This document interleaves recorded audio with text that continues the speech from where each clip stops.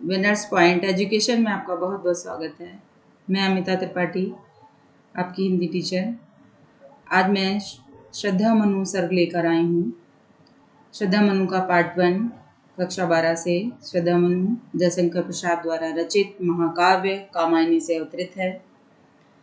कामायनी जयशंकर प्रसाद का बृहद महाकाव्य माना जाता है।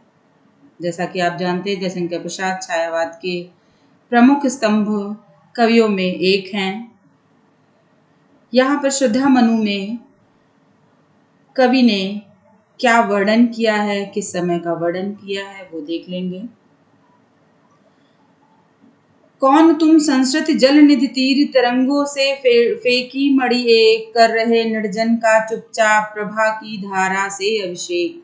मधुर विश्रांत और एकांत जगत का सुलझा हुआ रहस्य, एक करुणा में सुंदर मौन और चंचल मन का आलस। देख लीजिएगा। पहले संदर्भ देखते हैं कि प्रस्तुत पद्यांश छायावादी कवि जयशंकर प्रसाद द्वारा रचित। अभी जैसा कि मैंने आपको बताया कि कामायनी महाकाव्य के श्रद्धा सर्ग से लिया गया है। श्रद्धा सर्ग के श्रद्धा मनु शीर्षक से अवतरित है। अभी देखिएगा, श्रद्धा मनु शीर्षक है तो उस समय का वर्णन है। प्रसंग में देखिएगा, हमारी जो पंक्तियां हैं, पंक्तियों से हमें ये पता चलता है कि यहाँ श्रद्धा और मनु आपस में बातें कर रहे हैं। तो कब कैसे क्या होता है उसको पहले मैं आपको बता देती हूँ। इसमें उस समय का वर्णन है जब मनु प्रलय की स्थिति शांत हो जाने के बाद प्रकृति की हरियाली की ओर आभा भरी दृष्टि से देख रहे होते हैं और एक दिन वो बहुत ही शांत मुद्रा में बैठे हैं।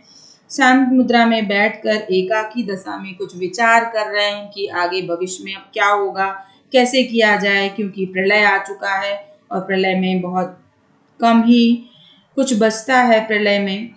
तो उस समय एकाकी दशा में जब वो बैठे हुए थे तो अचानक किसी के मधुर स्वर ने उन्हें चौंका दिया।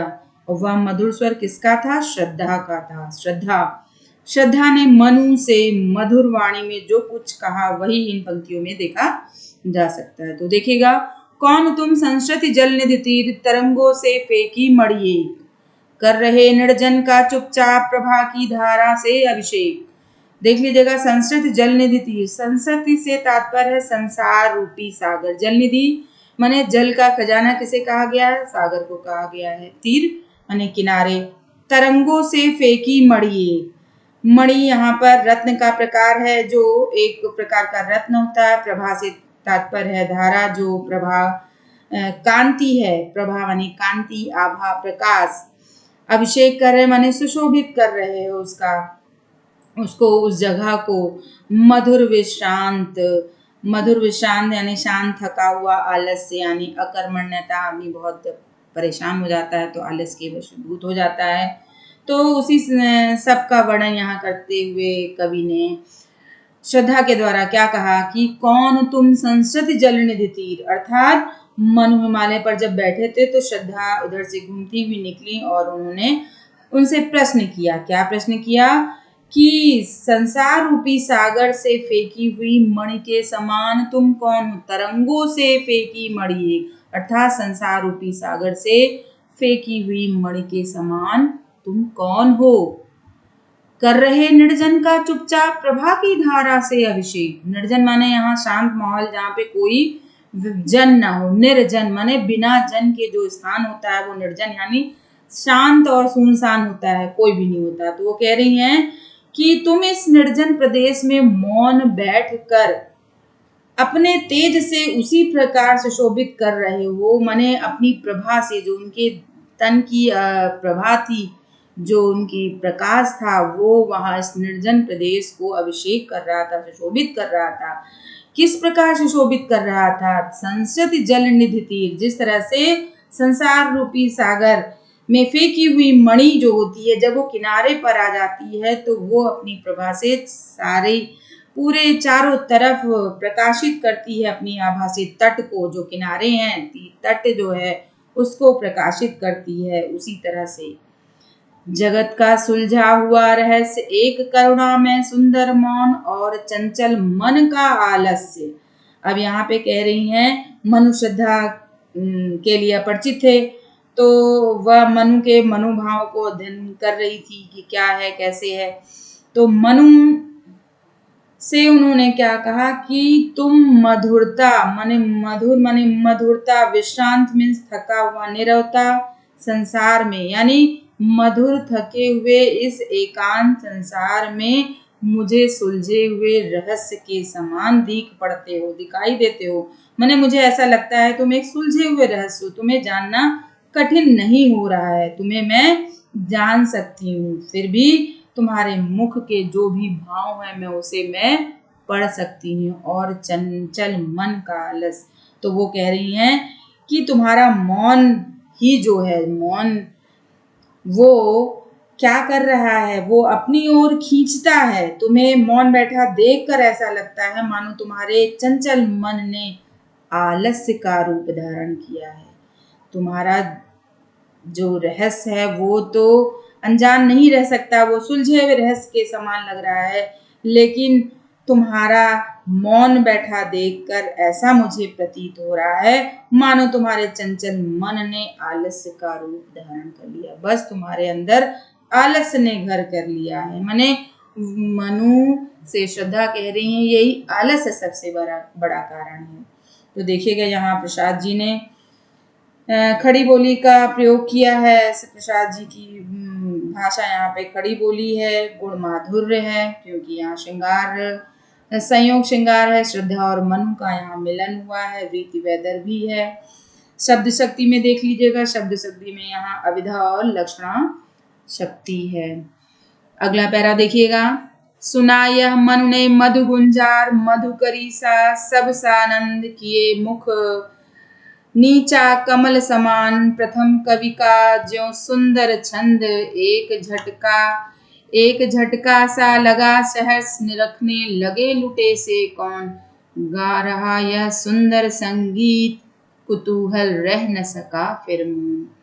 देखिएगा यहाँ पे मनु श्रद्धा की जब मधुर सुंदर आवाज सुनते हैं, जब सुंदर आवाज सुनते हैं तो उनका जो कुतूहल है, जानने की जिज्ञासा है, वो मौन नहीं रह पाती है। वो उनसे पूछने के लिए आतुर हो जाते हैं कि तुम कौन हो। उनके सुंदर चेहरे को देखकर, उनके सुंदर चेहरा उनको कैसा लगता है, कैसा उन्हें प्रतीत होता है, उनकी आवाज को सुनकर, ये सारी बातों का यहाँ पे वर्णन हुआ है। उनकी सुंदर मधुरता को सुनकर मनु जो है आश्चर्यचकित रह जाते हैं। तो क्या होता है कि सुना यह मनु ने मधु गुंजार, जब श्रद्धा मनु से सारे प्रश्न करती हैं कि तुम कौन हो, ये संसार रूपी सागर में फेंकी हुई मणि के समान तुम कौन हो, और अपनी आभा से ये चारों तरफ शांति फैले हुए स्थान पर प्रकाश बिखेर रहे हो, इसका निर्जन प्रदेश का अभिषेक कर रहे हो, तुम कौन हो। जब ये सारी बात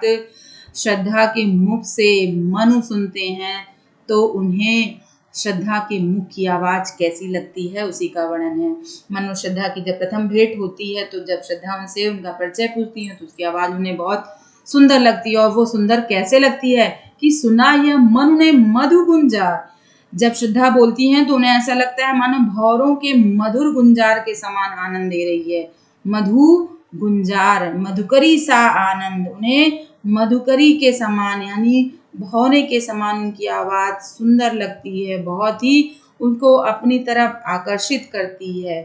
तो उसकी आवाज उन्हें भौरे के समान लगी तो आनंद से परिपूर्ण हो जाते हैं। और अपरिचित मनु का परिचय पूछने के क्रम में ही क्या होता है कि ये मुख नीचा कमल समान, जब श्रद्धा मनु से सारे प्रश्न करती हैं कि तुम कौन हो, तो जब उनसे पूछती हैं, आप वो अनजान व्यक्ति, अनजान पुरुष से बात कर रही हैं, प्रश्न कर रही हैं, लेकिन उन्हें लज्जा भी आ रही है, तो लज्जा के चलते उनका मुख नीचे है।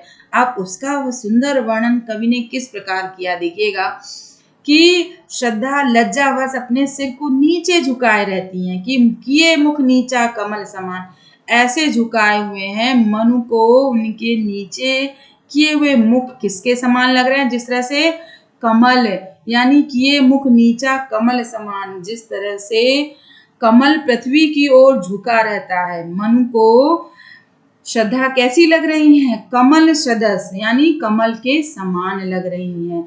अब प्रथम कवि का जो सुंदर छंद और उनके मुख से निकली हुई वाणी कैसी लग रही है। निकली हुई वाणी उनके मुख से एक एक सुंदर छंद कैसा लग रहा है, मानो प्रथम कवि का सुंदर छंद। प्रथम कवि किसे कहा गया है, आदि कवि वाल्मीकि को कहा गया है। जब प्रथम कवि वाल्मीकि ने अपना प्रथम छंद बोला था, वो सुंदर छंद उन्हें वैसा ही प्रतीत हो रहा है जैसे मानो कवि ने कहा हो।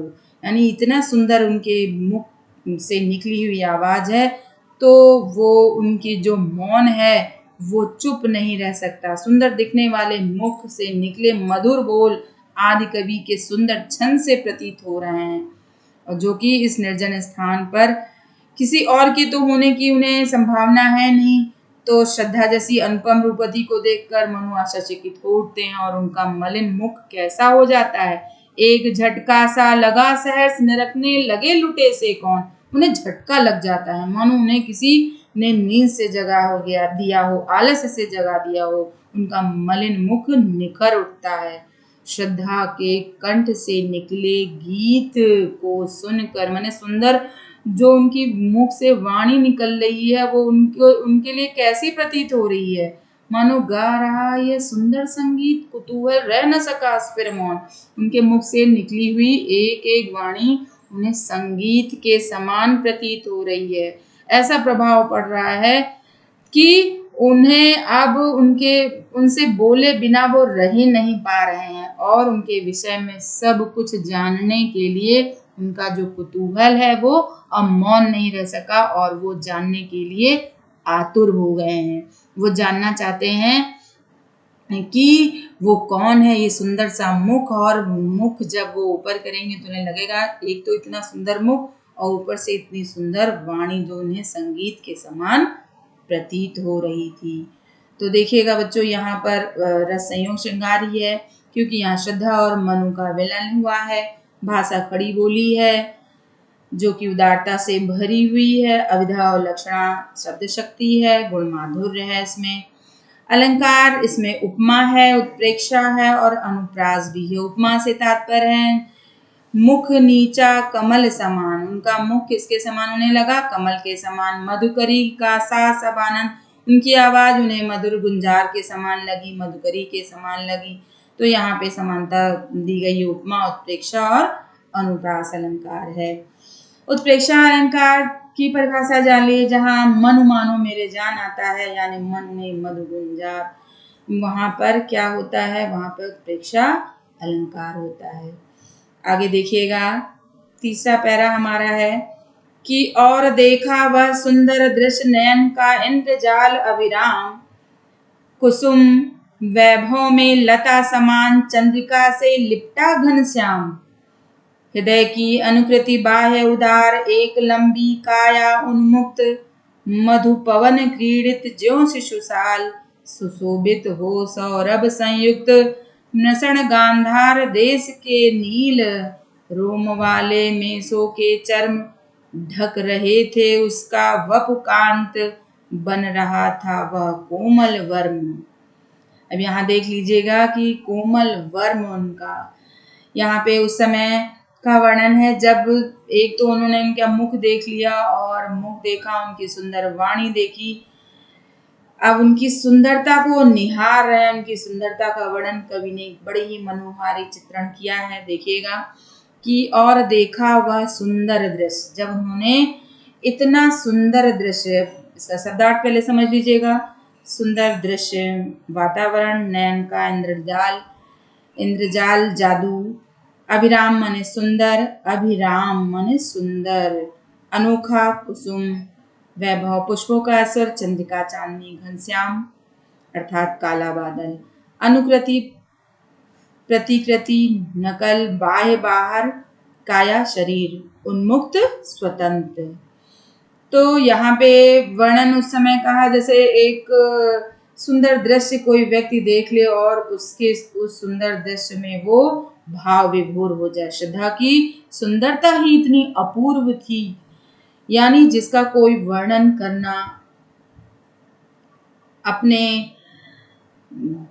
से बाहर समझे, यानी आंतरिक गुणों का उल्लेख यहाँ पे किया गया है कि श्रद्धा कि सुमधुर ध्वनियों को सुनने के पश्चात जब मन का ध्यान उसकी ओर आकर्षित, नैन का इंद्रजाल, जब उन्होंने उनकी सुंदर ध्वनि उनके मुख से सुनी तो श्रद्धा की मधुर ध्वनि को सुनकर मनु के ऊपर क्या प्रभाव पड़ता है उसी का वर्णन है कि और देखा वह सुंदर दृश्य, नैन का इंद्रजाल अविराम, एक तो सुंदर मुख और नैनों का अविराम, उनकी नैनों की सुंदरता, उनको उनके जो दृश्य हैं नैनों के देखने में ऐसे लग रहे हैं मानो वो जादू के समान सुंदर और मोहक लग रहे हैं।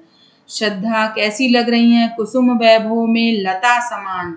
श्रद्धा कैसी लग रही हैं? श्रद्धा फलों में परिपूर्ण लता के समान सुंदर और शीतल चांदनी में लिपटे हुए बादल सी आकर्षक, चंद्रिका से लिपटा घनश्याम, घनश्याम माने बादल, यानी सुंदर शीतल चांदनी में लिपटा हुआ मानो कोई बादल हो। श्रद्धा की सुंदरता उनको मनोहारी लग रही है, मोहक लग रही है, उन्हें अपनी तरफ आकर्षित कर रही है। आगे देखिएगा, हृदय की अनुकृति बाह्य उदार, एक लंबी काया उन्मुक्त, मधु पवन क्रीडित जो सुशिशाल, सुशोभित हो सौरभ संयुक्त।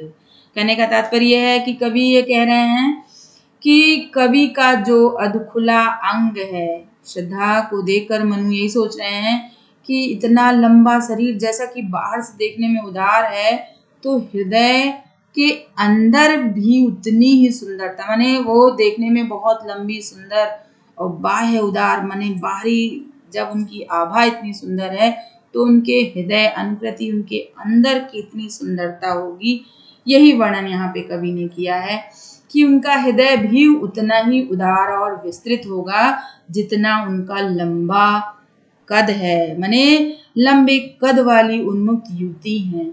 उनके जो बाल हैं वो किसके समान? एक लंबी काया उन्मुक्त, मधु पवन पीड़ित जो सुशिशाल।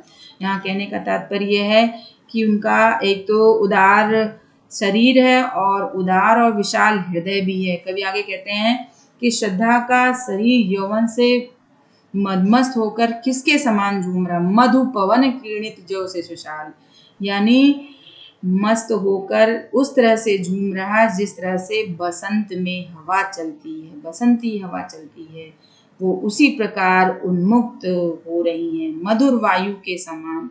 वो मधुर वायु के समान कैसी लग रही हैं कि मधु पवन क्रीड़ित जो सुशाल, जिस तरह से मधुर वायु में खेलता हुआ छोटा सा शाल का वृक्ष सौरभ युक्त होकर सुशोभित हो रहा हो, सौरभ से युक्त होकर सुशोभित हो रहा हो। आगे देखिएगा, मृषण गांधार देश के नील रोम वाले मेषों के चर्म ढक रहे थे, उसका वपुकांत बन रहा था वह कोमल वर्म। कहने का तात्पर्य है यहाँ श्रद्धा ने जो वस्त्र धारण किया है उसका वर्णन यहाँ किया गया। रोम वाले मेषों, मेष माने यहाँ भेड़ों के चर्म की बात कही गई है। श्रद्धा ने जो वस्त्र धारण किया है वो भेड़ों के चर्म, उनके चमड़े से बनाया हुआ है। तो श्रद्धा ने कैसे वस्त्र को धारण किया है? गांधार देश में पाई जाने वाली एक नीले बालों की भेड़ होती है जिसकी खाल से ये वस्त्र बनते हैं, उसी वस्त्रों को उन्होंने पहना है। वो वस्त्र कैसे हैं? ढक रहे थे उसका वपुकान, उनका कोमल शरीर, अत्यंत कोमल शरीर उस वस्त्र में और भी सुंदर लग रहा था। यानी वो वस्त्र न केवल उसके सुंदर तन को ढक रहे थे, रोम वाले मेषों के चर्म, जो रोम वाले भेड़ों के चर्म से बने हुए वस्त्र थे, उनके शरीर को ना ही ढक रहे थे बल्कि उनकी सुंदरता को और भी बढ़ा रहे थे, ढक रहे थे उसका वपुकांत बन रहा था वह कोमल वर्म। उनके सुंदर शरीर पर वो किसका काम कर रहे थे? कवच का काम कर रहे थे कि शरीर की रक्षा भी कर रहे थे। कहने का तात्पर्य है कि श्रद्धा उन वस्त्रों में सुंदर और सुरक्षित दिख रही थी। कवि के कहने का ये मतलब है कि ढक रहे थे उसका वपुकांत बन रहा था वह कोमल वन, वह उसकी सुंदरता को और भी सुशोभित कर रहे थे, साथ में उनके शरीर को की सुरक्षा भी कर रहे थे। देखिएगा बच्चों, इसमें जयशंकर प्रसाद ने खड़ी बोली का प्रयोग किया, जैसा कि आपको मालूम है। पूर्ण पैरा में खड़ी बोली है और यहाँ पे उपमा अलंकार दिया गया है फिर से, क्योंकि वो मधुपवन क्रीड़ित जो सुशाल एक लंबी काया उन्मुख चंद्रिका से लिपटा घनश्याम, चांदनी जैसे बादलों से ढकी हुई होती है उसी तरह से। तो यहाँ पर आपने देखा कि यहाँ पर अनुप्रास अलंकार, उत्प्रेक्षा अलंकार और उपमा अलंकार का भी प्रयोग किया गया है। गुण इनके माधुर्य हैं क्योंकि मधुरता आई है, और शक्ति में अविधा और लक्षणा शक्ति है। अगला पैरा देखिएगा। नील परिधान बीच सुकुमार खुल रहा मृदुल अधखुला अंग, खिला हो ज्यों बिजली का फूल मेघ बन बीच गुलाबी रंग। आह वह मुख पश्चिम के व्योम बीच जब घिरते हो घनश्याम, अरुण रवि मंडल उनको भेद दिखाई देता हो छवि धाम। देखिएगा यहाँ पे क्या कह लें, इतनी सुंदर श्रद्धा लग रही हैं, उसी सुंदरता का वर्णन यहाँ कवि ने किया है कि नील परिधान बीच। आप देखिएगा कि नीला परिधान यानी नीले वस्त्रों को पहने हुए श्रद्धा कितनी सुंदर लग रही है। कवि ने इतनी मनोहारी छटा यहाँ प्रस्तुत की है कि जिसका क्या कहना।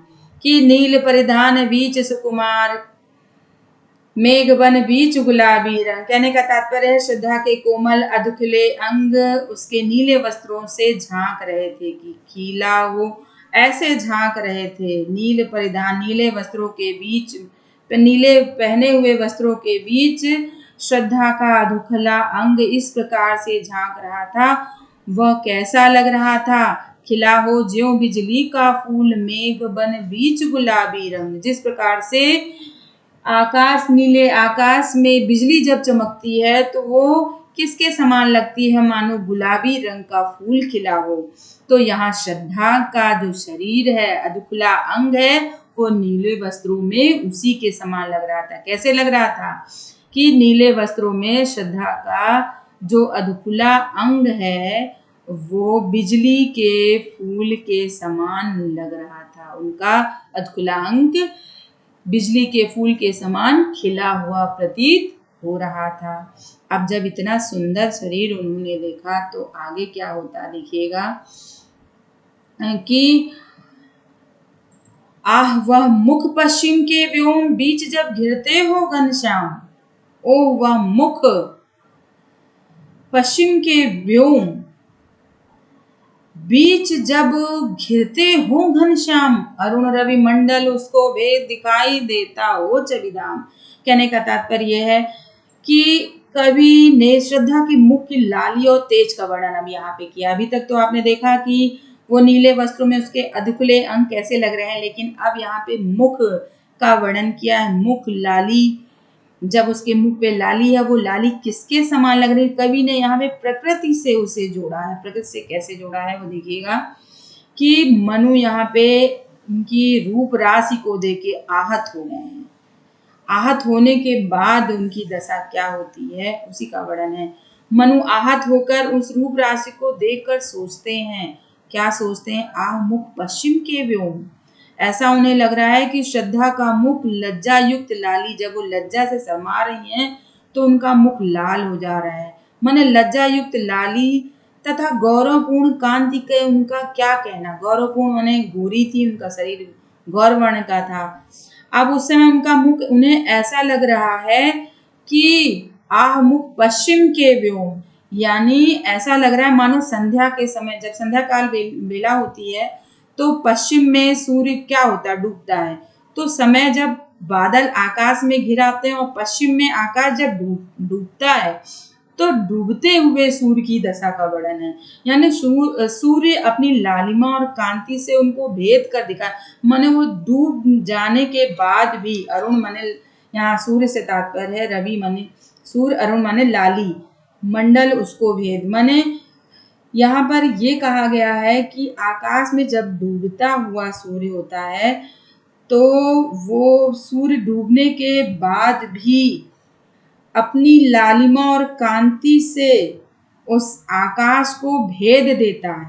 माने उसकी छवि ही उस बादल को भेद देती है, दिखाई देता हो छविधाम। यानी कह रहे हैं कि पश्चिम से आकाश में डूबता हुआ सूर्य अपनी लालिमा और कांति से उनको भेद कर दिखाई पड़ रहा हो, उसी प्रकार से यहाँ पर श्रद्धा का मुख है। यानी श्रद्धा का मुख भी सूर्य के समान ही तेजवान है। मानो जैसे सांझ के बादल होते हैं, उसी तरह से श्रद्धा के मुख की लाली भी प्रतीत हो रही है। तो बच्चों यहाँ पे देख लीजिएगा कि अनुप्रास अलंकार है, उत्प्रेक्षा अलंकार है, रस श्रृंगार है, छंद श्रृंगार है, गुण आपका माधुर्य है, रीति वैदर्भी है, शब्द शक्ति लक्षणा है। अगले पैरा में देखिएगा, घिर रहे थे घुंघराले बाल, अंश अवलंबित मुख के पास, नील घन सावक से सुकुमार, सुधा भरने को विधु के पास, और उस मुख पर वह मुस्कान, रक्त किसलय पर ले विश्राम, अरुण की एक किरण अम्लान, अधिक अलसाई हो अविराम। अब यहाँ पर फिर से कवि ने प्रकृति के माध्यम से श्रद्धा की सुंदरता का वर्णन करने का पुनः प्रयास किया है। तो शब्दार्थ देख लेते हैं।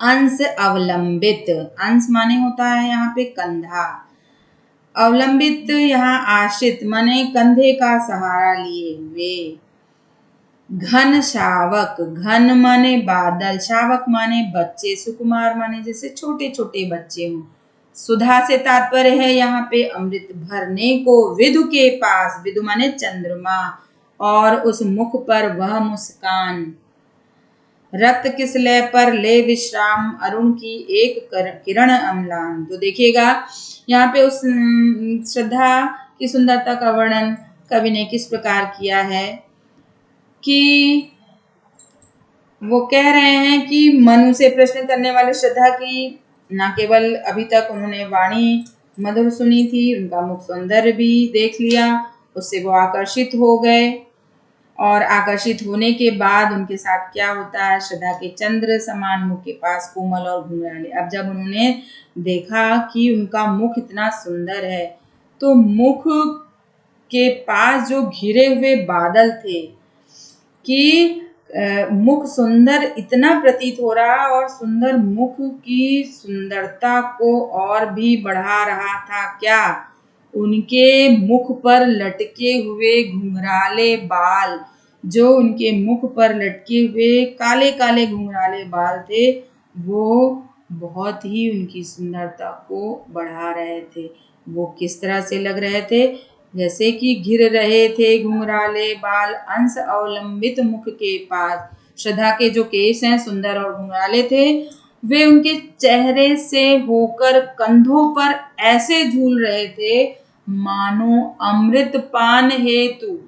अभी हमने आपको बताया ना कि सुधा भरने को विधु के पास, नील घन सावक से सुकुमार, यानी जो छोटे छोटे घुंघराले उनके नीले नीले जिस तरह से बादल घिर जाते हैं और घिरते हैं, वो मानो चंद्रमा के पास अमृत का पान करने के लिए आते हैं, उसी तरह से बादल केस सुंदर घुंघराले उनके जो थे वो कंधों के पास झूल रहे थे, मानो वो अमृत का पान करना चाहते हैं। जिस तरह से नन्हे बादल सागर तल को स्पर्श करने की कोशिश बार बार करते हैं कि सुधा भरने को विधु के पास, मानो अमृत का पान करने के लिए चंद्रमा के पास बार बार नीचे को मुख कर रहे हैं, नीचे को आ रहे हैं, और उस मुख पर वह मुस्कान, एक तो इतना सुंदर मुख, दूजे उनके मुख पर घिरे हुए घुंघराले बाल जो गिरे थे वो उनकी सुंदरता को बढ़ा रहे थे। वो ऐसे लग रहे थे मानो काले रंग के छोटे छोटे मेघ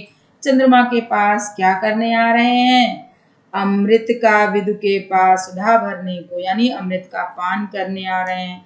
मानो काले बादल बार बार आ रहे हैं अमृत का पान करने के लिए। क्या छू रहे हैं, सागर तल को छूने का प्रयत्न कर रहे हैं, माने जैसे सागर तल को बार बार बादल छूते हैं।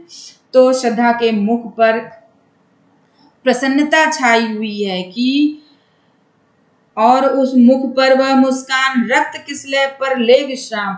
श्रद्धा के मुख का पर जो प्रसन्नता छाई हुई है उसका वर्णन अब कवि ने किया है। उसका वर्णन कैसे किया है कि जिस तरह से लाल कोपलों के समान उनके जो अधर थे वो किसके समान थे, लाल कोपल के समान। जिस तरह से कोपल होती है, लाल होती है और वो खिलती है, तो जो यहाँ श्रद्धा की मुस्कान है वो लाल कोपलों के समान प्रतीत हो रही थी। वो कैसे प्रतीत हो रही थी कि अरुण की एक किरण अम्लान अधिक अलसाई हो अभिराम। कहने का तात्पर्य है जैसे सूर्य की कोई अलसाई सी उज्जवल किरण, लाल किरण नवीन कोपल पर यानी नवीन कोपल पर विश्राम करने के लिए, यहाँ पे ये कहा गया है कि ऐसा प्रतीत हो रहा है कि मानो सूर्य की कोई अलसाई सी उज्जवल किरण जो है वो क्या करने आ रही, नवीन कोपल पर विश्राम करना चाह रही है। फिर से समझ लीजिएगा, श्रद्धा के मुख पर जो प्रसन्नता छाई हुई थी वो कैसी प्रतीत हो रही थी, जैसे कि सूर्य की कोई अलसाई सी उज्जवल सी किरण आ रही है, क्या करने, कोमल पर विश्राम करने के लिए आ रही है। तो यहाँ पे मुस्कुराती हुई सुंदर छवि जो है कवि ने यहाँ पे श्रद्धा की मनोहारी लग रही है मन को, जो उन्हें अपनी तरफ आकर्षित कर रही है। कहने का तात्पर्य है कि श्रद्धा के अधर जो हैं, होंठ जो हैं, वो स्वाभाविक रूप से लाल थे और उनका मुख कैसा था, गोरा था। गोरे मुख पर मुस्कुराती हुई श्रद्धा कैसी लग रही थी, मनोहारी लग रही थी, मन को अपनी तरफ आकर्षित कर रही थी। तो बच्चों देख लीजिएगा, यहाँ पे खड़ी बोली है, श्रद्धा के सौंदर्य का वर्णन बड़ी ही मनोहारी दृष्टि से किया गया है।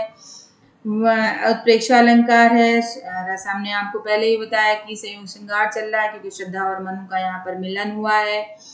श्रद्धा और मनु मिले हैं, आपस में बातें कर रहे हैं। शब्द शक्ति यहाँ लक्षणा शक्ति है, शैली में प्रबंध शैली है और रीति वैदर्भी है। छंद आपको पता ही है, बता दिया मैंने, श्रृंगार रस है, गुण इसमें प्रसाद है। तो बच्चों आज ये हमारा श्रद्धा मनु सर्व का पहला अंश, पहला भाग समाप्त होता है। आपको हम अगले भाग में फिर से मिलेंगे, तब तक के